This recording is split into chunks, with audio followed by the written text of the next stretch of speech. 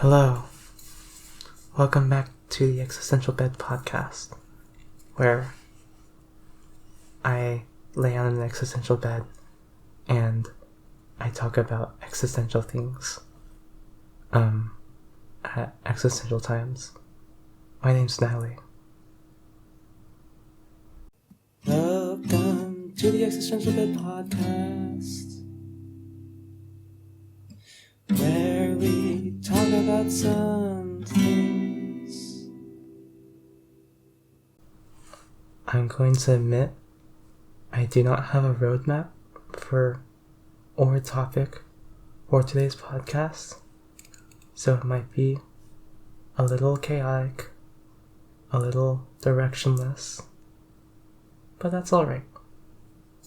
I think everyone's a little directionless, and sometimes that's alright.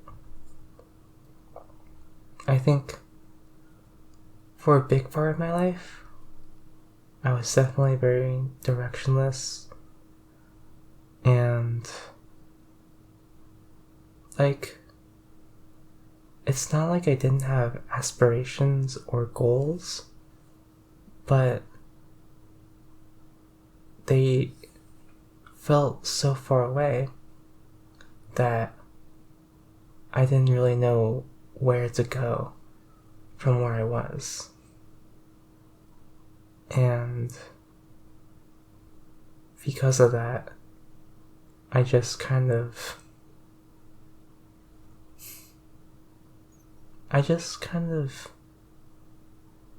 did nothing, but it's the thing where you're sad that you're not doing stuff, but then you're too sad to do stuff.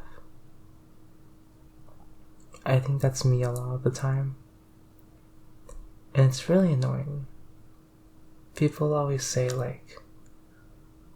oh, the tortured artist is the most ideal artist, and the tortured poet, the traumatized poet is really romanticized. And sometimes I feel no, that's not a good thing. Maybe it's not good that we romanticize and idealize all our creatives as these. Okay, I guess it's because when it comes to art, humans really love struggle, and so naturally we attribute art with struggle, and we attribute the people who do art with struggle. So then we get the stereotype of the starving artist. But also, I feel like I would be so much more efficient and so much better with my art if I didn't have the fear of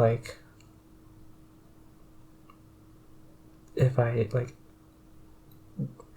I just did all this art stuff forever, as you do as a very creative person, I'm gonna die because I'm not gonna get paid. And that's the thing, it's you gotta fund the arts, I don't know what I'm saying, but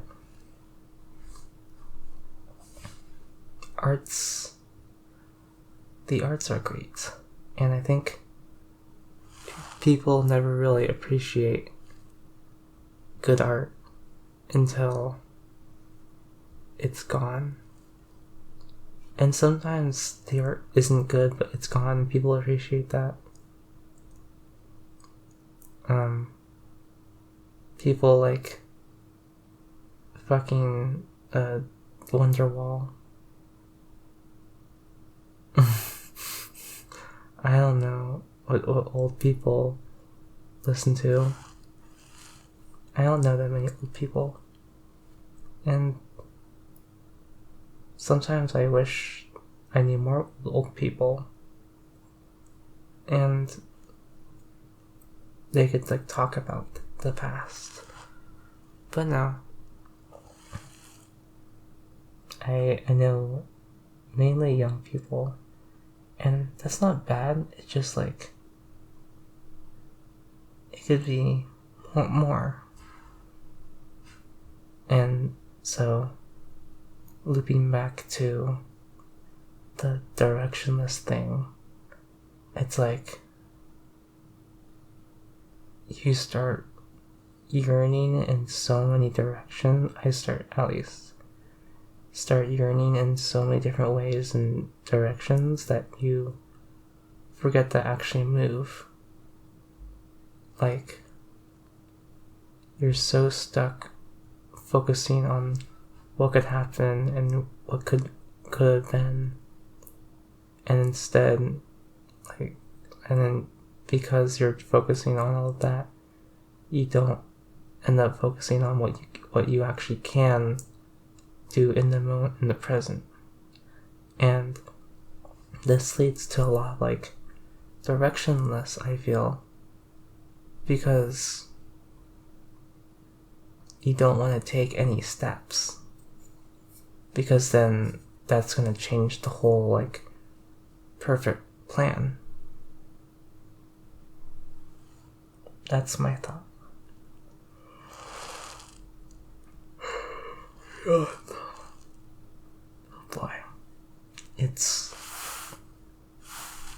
2 a.m. right now as I record this. And I have an essay or two due in a week that I haven't started. But so is school. School keeps chugging along. And hey, at least this is better than high school. I think I get to do. I was a loner in high school. Okay. I wasn't a loner in high school. I just, like, I had people that I, like, talked to, but, like, and I had, like, my sports team to play with, but I never had anyone I actually, like, would hang out with, if you know what I mean. Like, I never had people who you would just like go out, like after school, just go out and go somewhere, you know? And I don't know, I feel weird that I basically just went to school and then went home and then didn't do anything on the weekends, and then yeah, it was, I mean, it wasn't, I mean, I managed, like, it wasn't bad per se, it just could have been more. And now at college, it's this weird thing of like, especially when you're in like the freshman dorms, it basically is like some, I think I talked about this in a earlier episode, but it's basically like summer camp, but it's school and it's 8 months long. And yeah, because it's like with summer camp, you have this like relative freedom, and like there's a time limit imposed, so naturally the social stakes are higher. That's the same with college. It's like you have a sort of like imposed time limit with like certain people that you interact with a lot, in freshman year, and like that increases like the value of like those early connections, and like, yeah. So I think it's been great. It's definitely given me some direction, as in I've met so many people who like share this sort of feeling of directionless, and it's like, let's go in random directions together, and then you go in random directions together, and then some things will stick and some things won't, and that's alright, because it's better than just not moving at all and just sitting there and staring at nothing and like thinking of all the ways that something could go, just for it to not go at all. So do something, I guess. Try things out, because most of the time it's low stakes.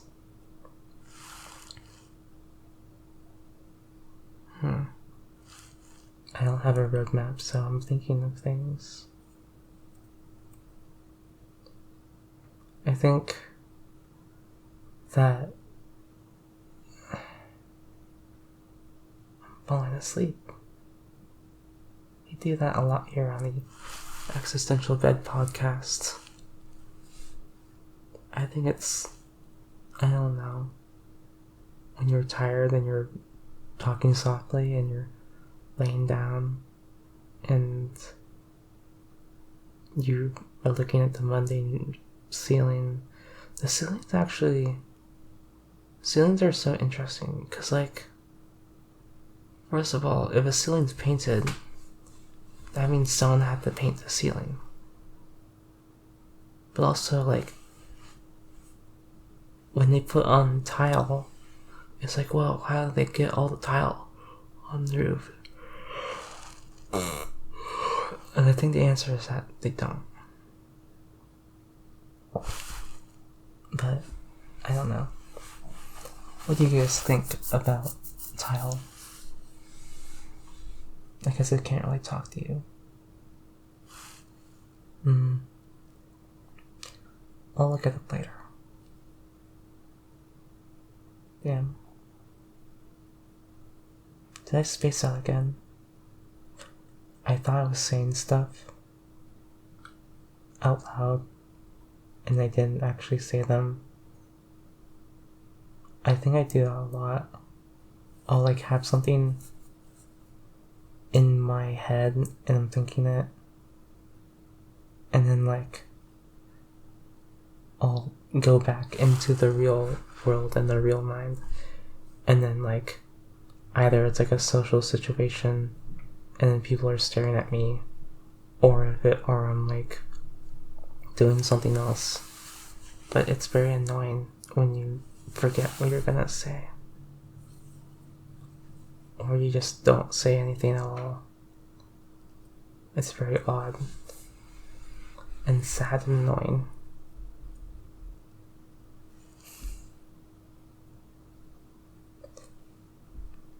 I wonder what the psychology behind the 2-week Minecraft phase is, because it seems like a universal thing amongst people who played Minecraft.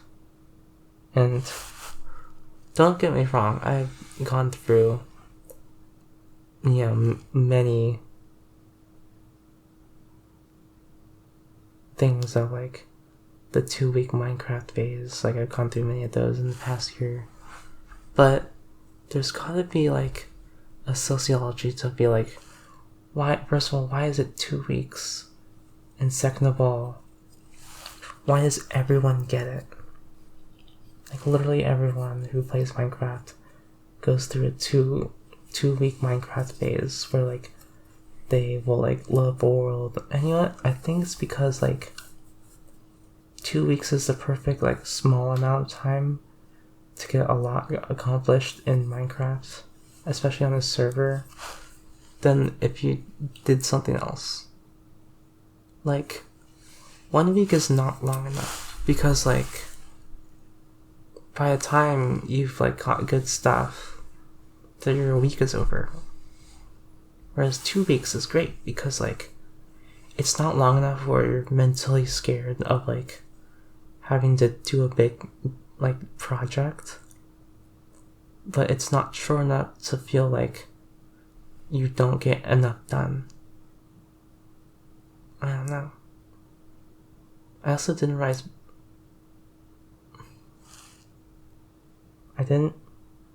there were bananas and banana pancakes. I know this is a complete 180, but like, did you ever have banana pancakes as a kid? And then it's like, I did.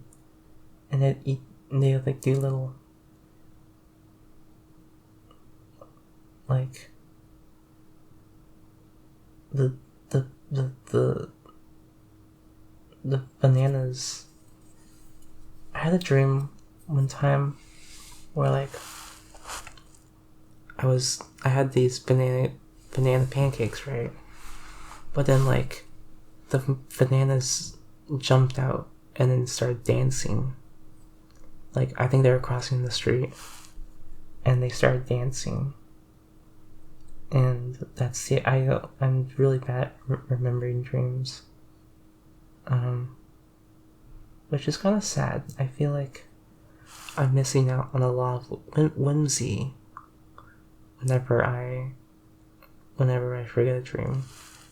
Because I don't know, I feel like even like the second I wake up, it's just gone. And that's something I'll never get back.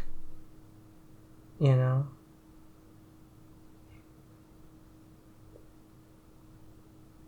I think I'm falling asleep.